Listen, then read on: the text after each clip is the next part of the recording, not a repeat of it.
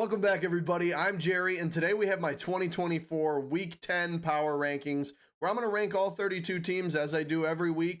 Had a couple bigger movers this week, moving up and down, but I go over the biggest winners and losers and a little bit of everything in this, and just kind of let you know where I'm ranking my teams. Now, I don't look at any other power rankings to try to influence my thoughts, so hopefully I can get a different perspective for you, but we've had a little bit of consistency, and we'll just get right into it here. At the last spot, the 32, the Carolina Panthers. Now, granted, they do get a win. It's against a Saints team that had looked like complete dog shit. Now, you could say, well, Derek Carr was back in, and the Saints also on offense, they produced a shit ton of yards. There was a bunch of stats, like the only time a team had outrushed somebody by, I think it was 100 yards rushing. They had 10 more first downs, and the Saints won the turnover battle. Yet the Panthers still won.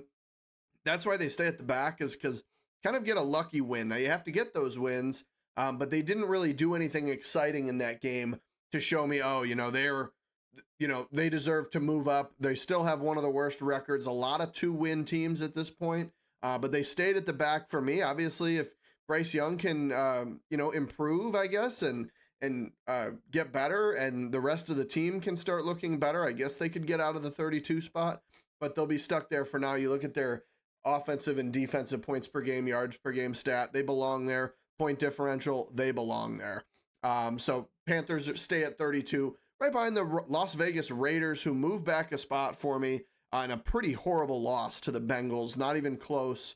Really, at any point, I guess maybe early on in the game, you could have thought maybe it was close. But the Bengals just kind of run away with this one.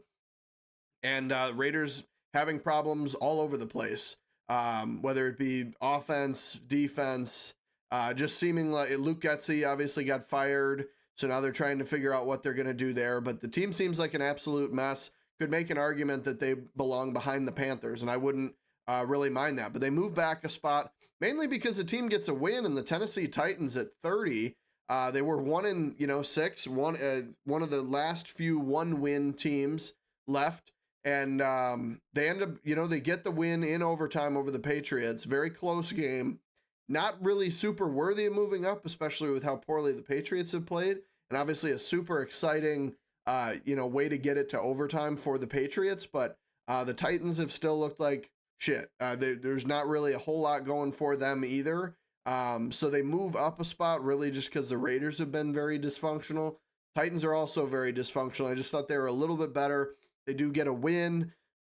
Felt that was the reason. And actually, didn't play horribly, I should say. Again, not that the Titans played good, but I thought they played better than how the Raiders performed. So I gave the Titans the win, and moving up one spot to 30. Right behind the Cleveland Browns, who just continue to look like hot dog shit. Not really a lot of hope, I would assume, moving forward this year. Jameis kind of returns to the classic Jameis ways against the Chargers, throws a bunch of interceptions.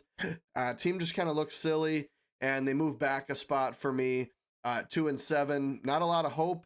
I guess a little bit of hope when Jameis Winston came in and looked like he was playing well, but he just kind of went back to his interception ways. So they move back a spot for me, the Cleveland Browns, to 29. Right behind the Saints, we talked about, how they outgained the Panthers, and I've mentioned in other power rankings, if a team, if they're close in my rankings, I'll try to put the team that won most recently over the other. Not really the case for me with the Saints, especially because I think they performed on offense well, and honestly, they performed well on defense.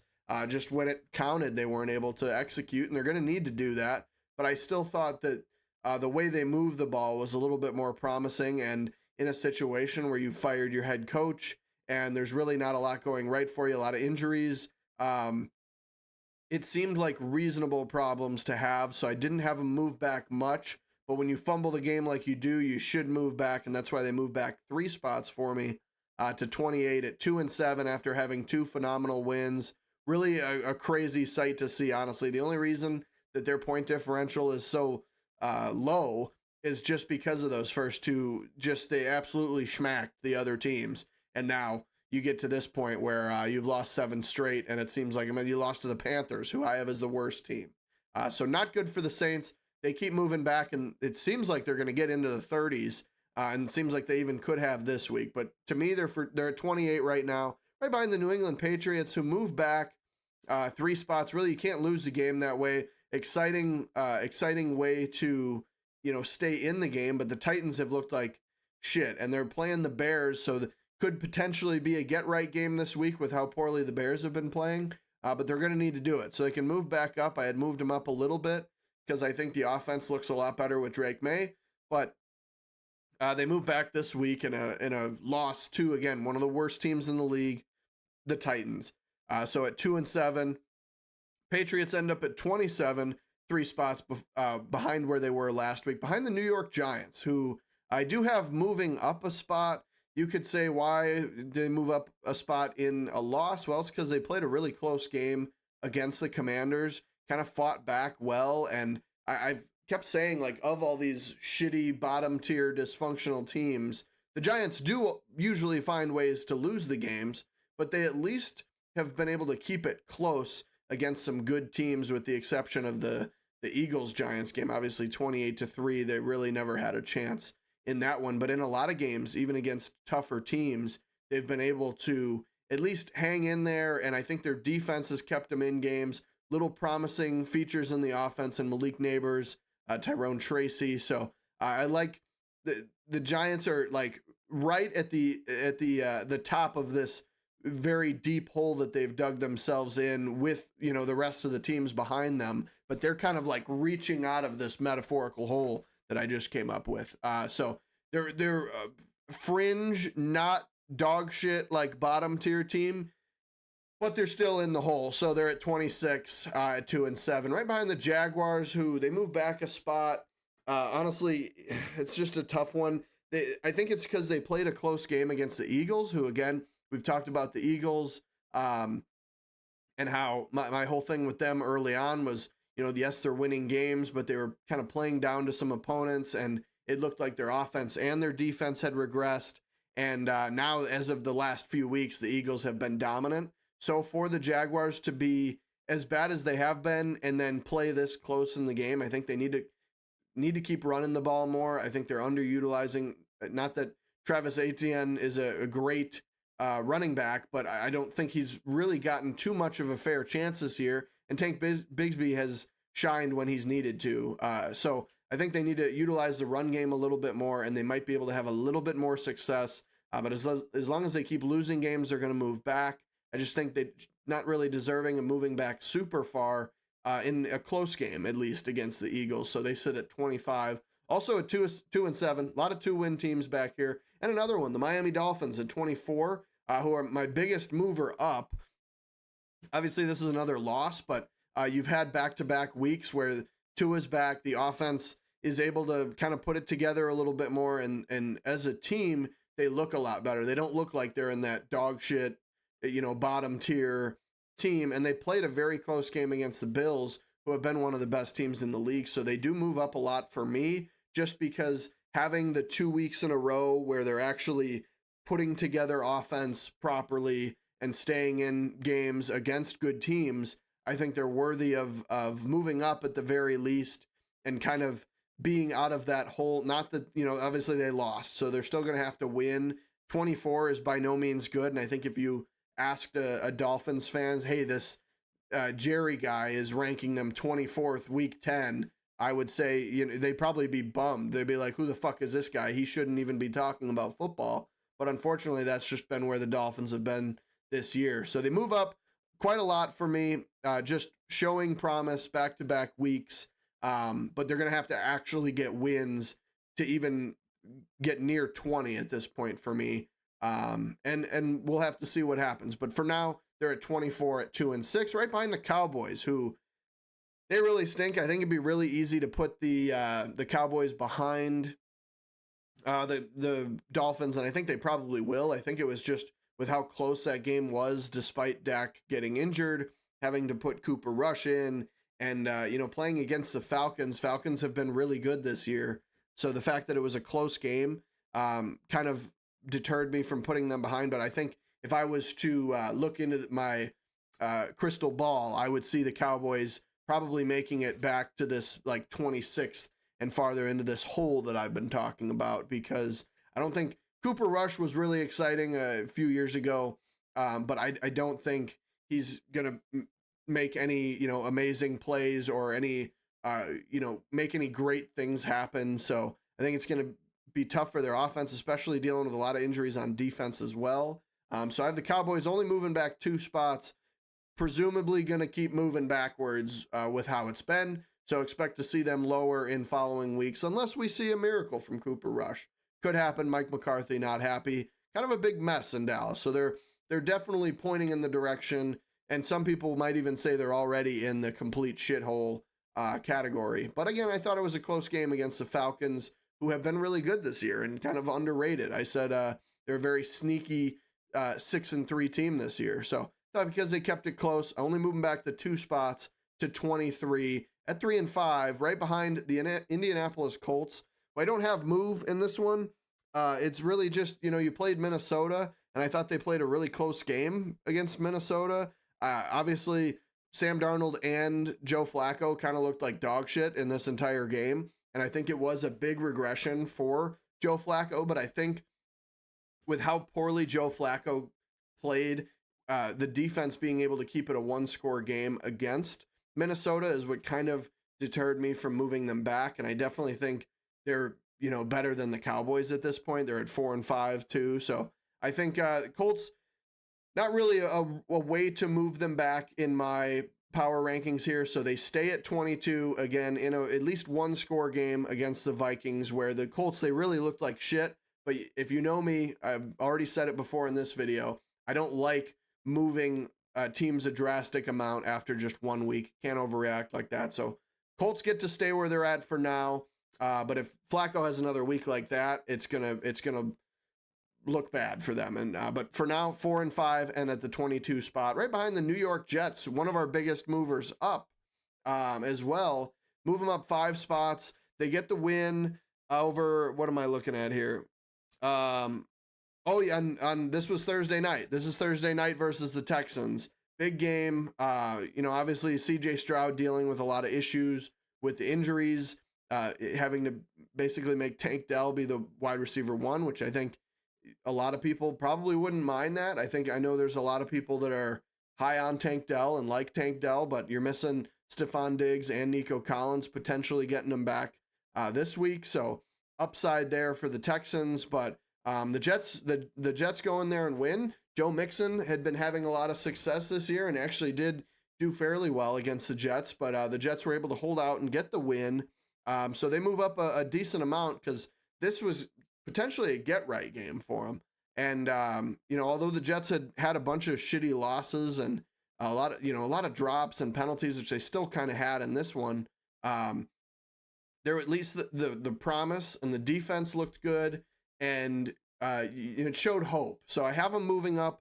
Pretty big mover again for really only being this week, but it seemed like a get-right game. Jets, I believe they have a pretty easy schedule coming up here. So, Jets move up. Pretty big mover, 5 spots to the 21 spot at 3-6. Right behind the Chicago Bears, one of our biggest movers backwards. I talked about them last week and how they moved a decent amount because of the, they played a good game, the whole game, and then the last 2 plays of the game, obviously everybody knows about the Hail Mary. And then in this game, you're thinking, okay, Eberflus can show, let's have him show if this is going to be a new Bears team, or, they're going to learn from their mistakes. And they end up having they allow a 53-yard touchdown run right before half on a time where you just can't. It was 14-9, Bears get the ball.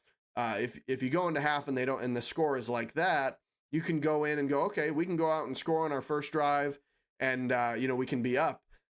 Well, that turns into, now you're down 2 scores, and on their first drive they go 3 and out, and the Bears are starting to look like one of those 26 and farther back dysfunctional teams where at least their defense will usually play good.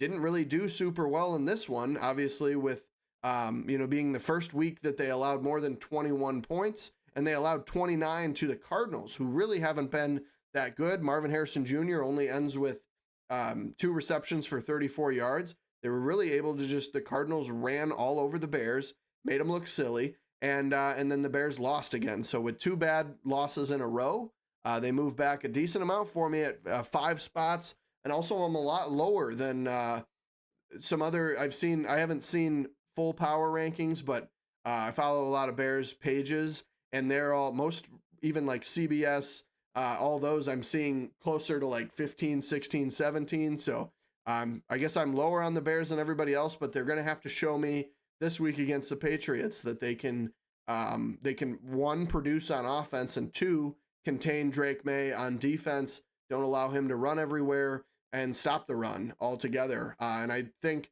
what you're going to see this week is a lot of punching the ball out, because Ramondre Stevenson and Antonio Gibson fumble the ball more than anybody else in the league over the last few years. And the Bears are good at punching the ball out. So Bears are going to have to produce on defense. They're going to have to produce on offense and start putting everything together, because they have a tough schedule ahead of them after this. But for now, they move back 5 spots to 20 at 4-4 after a strong 4-2 start. Unfortunate for them, but they're right behind the Seahawks, who just moved back 1 spot. It's a loss to the Rams, a very close game against the Rams. But yeah, it's just the Seahawks are probably the most hit or miss team in the league. Obviously, they start off 3-0, then they go 3-3, and now it's just kind of, what Seahawks are you going to get this week? Obviously, hasn't helped having DK Metcalf out, but in this one they lose. It's in overtime, so at least you have that. But they need to win those games, especially being in the division. They're kind of getting lucky that all the other teams are performing very poorly, but with them getting a loss and the other 2 teams getting wins, you have, well, not the other 2 teams. I guess the 49ers didn't win, but the Cardinals get a win, and then I guess the Rams got a win too. So it was an important game, and they lost it. So they have to move back for me. It's fine that it was overtime, but it's a divisional game. It's very important, and they could be out of the playoffs because of this loss. So super important. They only moved back the 1 spot, but again, it's because really the Bears kind of had to move back a lot. So they just moved back 1 spot to 19 for me, right behind the Cincinnati Bengals, who get a massive win. We talked about it already over the Raiders. Not super impressive that it was over the Raiders. But the Bengals altogether, especially on offense, have been insane. And Joe Burrow's been throwing the ball everywhere, and another 5 touchdown game for him in this one. So obviously offense producing a lot more and looking a lot better. Defense is still going to need to do better. Obviously, Trey Hendrickson alone had a great game, 4 sacks, 4 TFLs. But the defense as a whole is going to have to put it together and show that they can hold, an offense to lower amount of points, so Joe Burrow doesn't have to put up 40 points every week.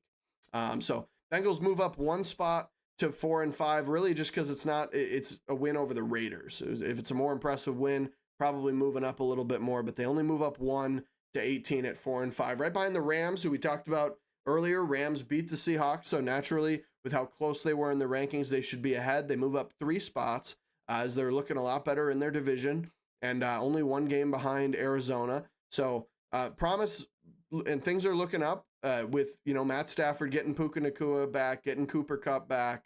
Obviously, Cooper Kupp a lot more involved in this game, but Kyron Williams still been a great running back week in and week out. So if they can keep doing that and string together more wins, they're going to be a contender, to at least compete in this division. And they're going to need to, with Matt Stafford not really getting any younger. I guess a lot of the rest of the team is getting younger. They don't really know what the future looks like at quarterback, so they're going to have to figure that out. But for now, they move up to 17 for me, kind of this like fringe, like definitely a mid team, kind of a fringe, like could see them in the playoffs, but it would be one of those situations where just kind of the best team in a shit division.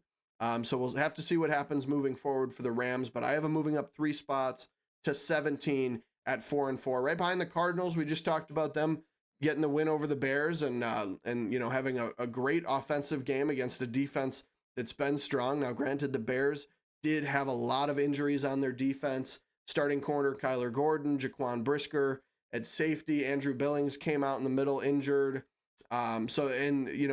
All over the field, they were having injury issues. And definitely affected it and was a good reason as to why the Cardinals put up points, but they still were able to do that and execute and scored points when they needed to. The run play was probably just a run play to see, well, we'll see what happens. They're probably in a pass defense. We'll try to catch them in a run defense. And Amari DiMercato goes for 53 yards. So the Cardinals made plays when that needed to happen. And in an important game to take over, keep the lead in the division, they get it. So they move up just the one spot against a team. Again, the Bears had looked pretty dysfunctional on offense already, and their defense was very injured. So I wouldn't say this was a super impressive offensive performance, especially I think Kyler Murray only had like 160 passing yards. So I think he only had 6 rushing yards or something. So it wasn't super impressive. Just made plays when it counts and got the win there. So they move up one spot to 16 at 5-4. I believe our first positive, over 500 record. But that's going to be right behind the Denver Broncos, who obviously they get a loss in this one, playing against Baltimore. They get smoked by Baltimore, but it's one of those situations where I couldn't move them back that far because it is Baltimore. Baltimore has been one of the best teams in the league this year, and the Broncos have had a couple of these games that don't look so good. So if the Broncos, we get consistently week in and week out, they're getting smoked, they're going to continue to move back. Only move back one spot could definitely make the argument that the Cardinals are better, but I only have them move back one spot to 15, also at 5-4. Right behind the Chargers, move up 2 spots, and a big win for the Chargers over the Browns. We talked about it earlier, all the interceptions that they were able to get in their defense. You can see points per game there. They're number 1 in points per game, 8th in yards per game. So their offense really hasn't been great, but if you look, it's a very balanced offense. This particular week, Quentin Johnston gets very involved, but Ladd McConkey's been good for them. They've been running the ball very well with J.K. Dobbins. So all around, they haven't been great. They've been a very mid team still, but they've been very balanced, and it has resulted in wins for them at 5-3 now, looking pretty good in their division too. So obviously at 5-3, they move up 2 spots for me. Again, only a win over the Browns, but I just thought they were better. Broncos obviously had a dog shit week, so they needed to move past them. So they move up to 14, right behind the Tampa Bay Buccaneers, who kind of stay put, play a close, was it overtime? I believe overtime game. Yeah, overtime against Kansas City. So with the injuries they're dealing with, obviously Mike Evans, Chris Godwin being the big ones, and then a couple key pieces on defense, able to stay close in the game, not really worthy of them moving back for me. So they stay at 13, despite a loss, again, to the Kansas City Chiefs, who are, a top team in the NFL, unfortunately, for all of us. But they stay at 13 for me. Offense has still been producing. Defense really just needs to get it together. But they stay at 13. And the Atlanta Falcons also stay at 12. Again, barely beating a really dysfunctional, shitty-looking Cowboys team that was missing Dak Prescott, Micah Parsons. I would have liked to see a more impressive win for the Falcons to move up. And although they have strung together a few wins here, and I called them like a very sneaky 6-3 team, I think their defense has been underwhelming, and they still haven't been able to rush the passer. And so I think it's going to be important for them moving forward to do that when they are playing these good teams. They can't always just rely on their offense. Their defense is going to have to do better. So I just leave them at 12 in a win again over the Cowboys. Not super impressive to me. So they stay put at 6-3 at the 12 spot, right behind the Steelers, who had a bye week. So we don't learn anything new about the bye week or about the Steelers. So typically leave the team where they're at if I can. This case they do. They stay at 11 at 6-2, right behind the Packers, who move back a decent amount for me. In this game, they play against Detroit and kind of just get dominated by Detroit. Is close at points, ends up being a 10-point game, and Jordan Love showing his struggles. I think the reason they move back 3 spots as well, because you could also make the argument, well, the Lions are one of the best teams in the league, but I think you see the struggles that Jordan Love has and some of the problems that he's consistently been having as far as turning the ball over and just missing throws. I think that's greatly affected the team, and I think it was also maybe even a positive for the defense, holding the Lions to 24 points, who have been scoring a lot of points. So I think my reason that the Packers moved back as far as they were is because they were kind of hanging by a thread at the 7 spot that they were at last week. So I even mentioned in the video, like, they're going to have to do something spectacular to stay there. And I mentioned that it would be likely that they would stay where they're at or move backwards, maybe even regardless. And unless, they dominated the Lions or something. So kind of just adjusting my list for what I thought was wrong. They end up moving back 3 spots to 10, right behind the Houston Texans, who have their loss we talked about to the Jets. And really just not a good week, showing CJ Stroud can't really perform very well without his top receivers. Got sacked a lot, so it was a struggle for him there. And Texans been able to run the ball good and had success with Joe Mixon, but they weren't able to stop the Jets' offense. And honestly, the Texans' offense didn't really perform very well. So they only moved back 1 step for me here, 1 spot.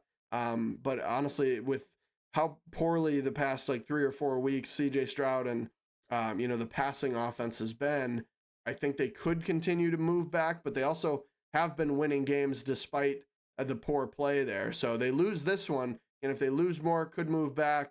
Doesn't seem like to me that they could move up very much for now, but they're going to stay at 9, just moving back to 1 spot, right behind the San Francisco 49ers, who were the other team with a bye week. But again, I thought the Texans' performance was pretty sad, and I thought they were worthy of moving back. So in a bye week, again, team typically doesn't move. This week, the 49ers move. They move up just the 1 spot, and we'll have to see what they can do in this upcoming week. But they're right behind the Eagles, who I was just talking about,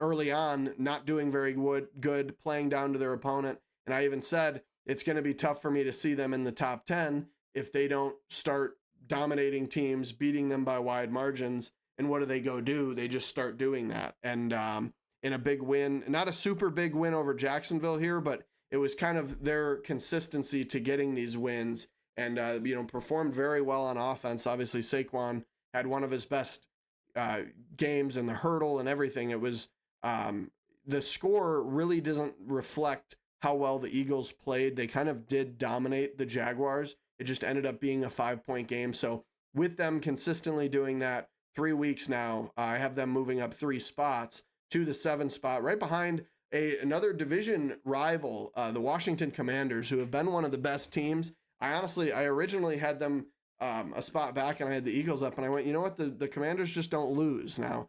They played down to the Giants, and it ended up being a closer game than it should have. But they're 7-2. They're really doing great this year.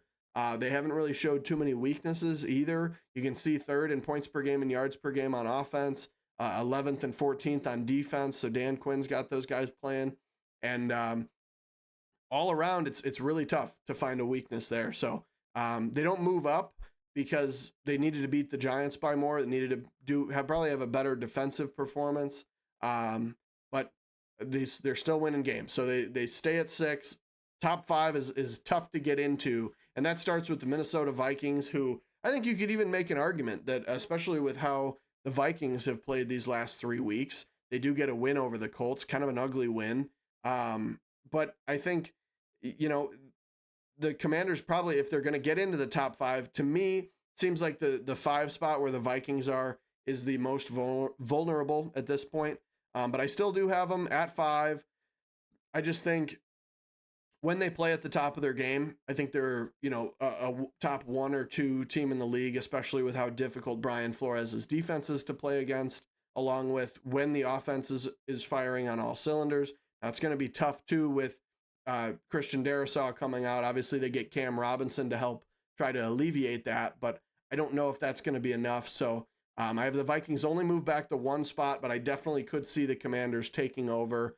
But they only move back to 1 spot to 5 at 6-2 behind the Buffalo Bills. Like I was talking about, these are tough teams, to move out of the top 5. I would say that the Bills definitely in a tier above the Vikings for me at this point. And I think you could even argue that the Commanders are very close. It was just, if the Commanders, honestly, if they just got a little bit bigger, more dominating win over the Giants, they would have been ahead of the Vikings, but the Vikings got the win in an ugly game. The I guess it wasn't a super ugly game for the Commanders, but I would have liked I would have liked to see them beat the Giants by a little bit more. So the Buffalo Bills, on the other hand, they barely get a win over the Dolphins, but as I mentioned earlier, I think the Dolphins have been looking a lot better now that Tua's back. They're not 100% back. They're not the not almost for sure playoff team that we've seen in the past couple years, but I think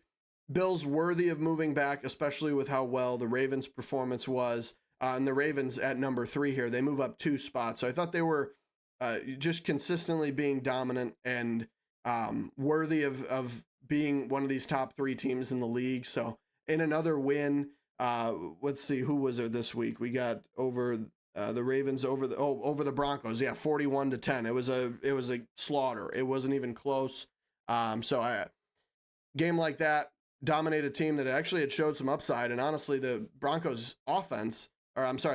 defense had been one of the better defenses in the league. You get the Ravens to put up 41 on them. So Ravens had to move up for me, especially performing that well against a good defense.